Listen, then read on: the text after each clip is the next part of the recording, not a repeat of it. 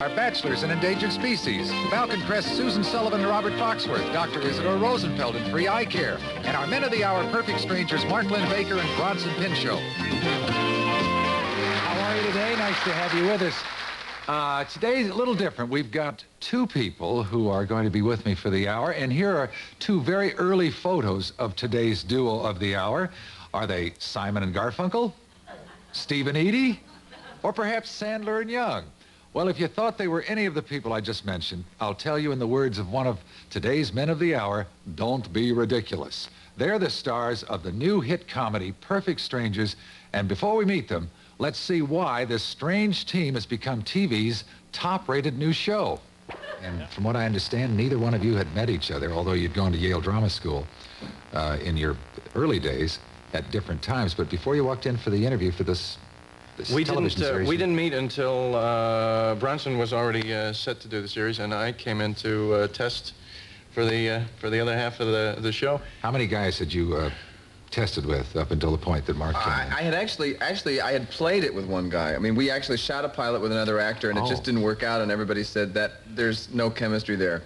So he was 86th, and then they brought in five other actors, and Mark was one of them. So I actually have done this with 6 people, and then he walked in the door, and we did a screen test, and it was obvious. What happens when what happens when it happens? I should say. I mean, do you both feel it at the same time? Well, yeah, we just you know, we walked in, we had a test scene, you know, a little script. We sort of shook hands and started working. We just literally said hello. He took off his coat, and we just started doing it. But it was immediately clear. It just was.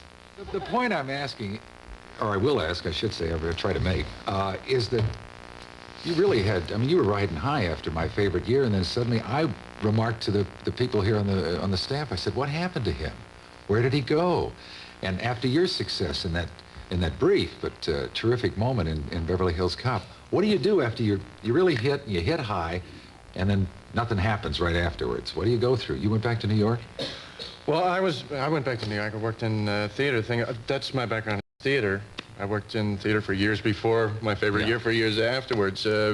Actors don't just fade away. They continue to work. It's just you don't always do projects that have the kind of visibility that a major motion picture or a television series has. It has to do with what ideas people... I mean, you know, it's not like in the 30s you'd be under contract and then you'd do another picture. Mm-hmm. Now it's whoever has a great idea for you. And it was... I mean, I sat around twiddling my thumbs for a lot of months after Beverly Hills Cop until our executive producers of the show sat down and said, we have an idea. What do you think of this? And then it was a good idea, and I liked it. But until somebody has an idea, you're at the mercy. You know, you can't just say, I want to do...